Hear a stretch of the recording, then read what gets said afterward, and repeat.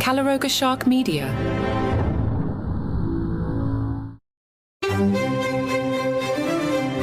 Hello and welcome to Palace Intrigue. I am your host, Mark Francis.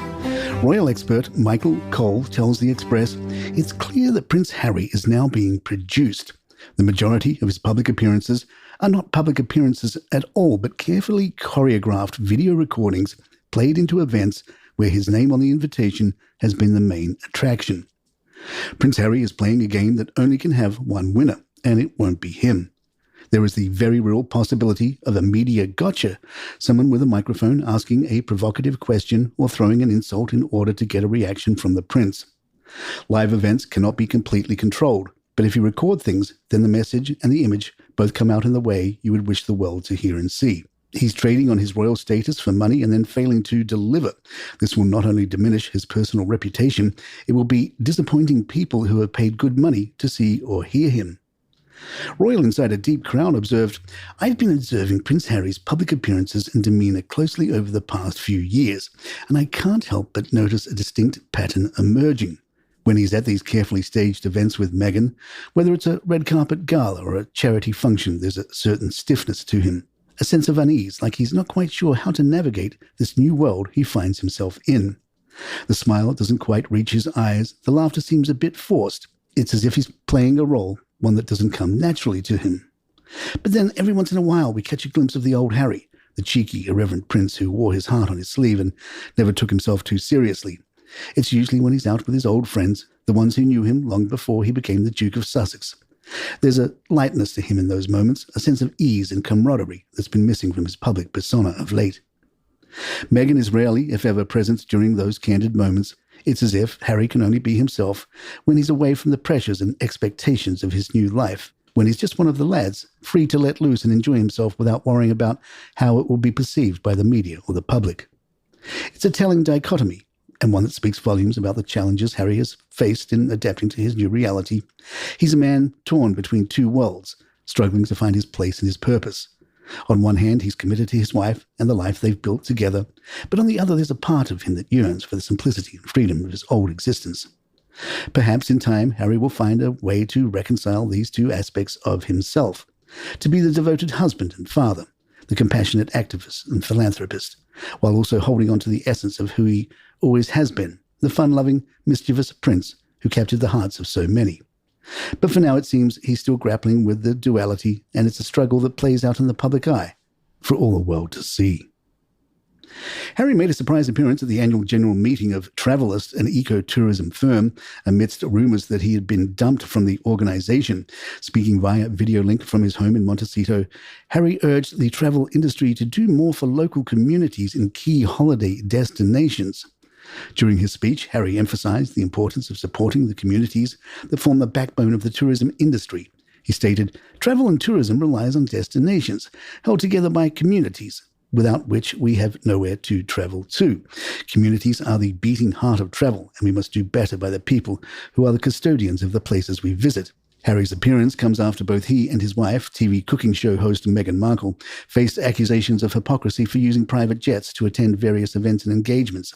In response to the criticism, Harry had previously claimed that he only uses private jets sporadically or in circumstances that help keep his family safe, and that he always offsets his carbon dioxide emissions, although it is unclear how.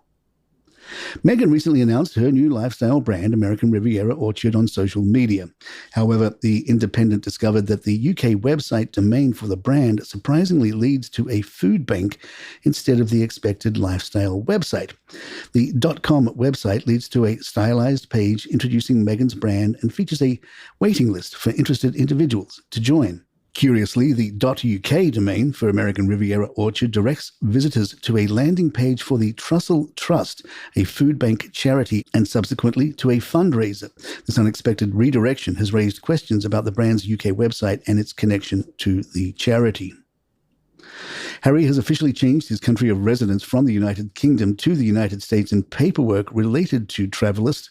For the past 4 years, Harry had continued to list his country of residence as the UK in the documentation confirming his status as a person with significant control over Travelist, holding 75% or more of the shares and voting rights.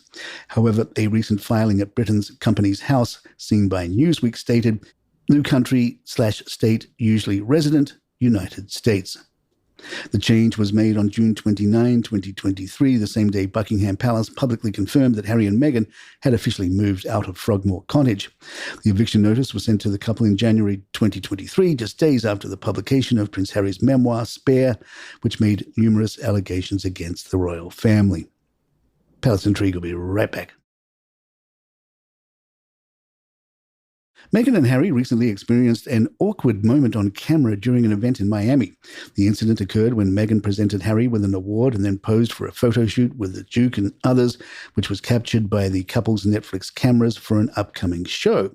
Footage emerged that appeared to show Meghan asking a woman to move away from Harry so she could stand next to her husband, a move that was branded awkward and cringeworthy on social media. However, royal expert Rupert Bell argues that the incident is not entirely the Duchess's fault. Bell told Talk TV, Meghan coming up and presenting the trophy, that's nothing unusual. Let's not overanalyze that while she's hogging the limelight, it's perfectly normal. Bell suggested that the PR team failed to ensure that we didn't have it looking like Meghan was trying to control the situation. I don't know whether she did or didn't, but that's why they need to make sure it doesn't happen again. Prince William returns to work today with plans to highlight the work of community and environmental organisations in southwest London and Surrey. He will begin the day in Sunbury-on-Thames to see how a food distribution charity called Surplus to Supper delivers, sorts and repackages unused food to community groups. Afterward, he will visit a youth centre in West London which receives regular deliveries of the surplus food and distributes it to those in need. The day showcases his desire to build a waste-free world, which is a key template for the Prince's Environmental Earthshot Prize. Tackling food waste and using surplus food is also something that his father, King Charles, has spotlighted since his coronation in 2023. The event marks Prince William's first official royal outing since Princess Kate's shocking video message on March 22nd, in which she revealed she was undergoing cancer treatment. And there you have it. If you'd like to email us, our address is thepalaceintrigue@gmail.com. Please follow us on Spotify, Apple, or your app of choice. Leave 5 stars if you love the show or a review. We'll read them right here. I'm Mark Francis. My thanks to John McDermott. This is Palace Intrigue. Good times.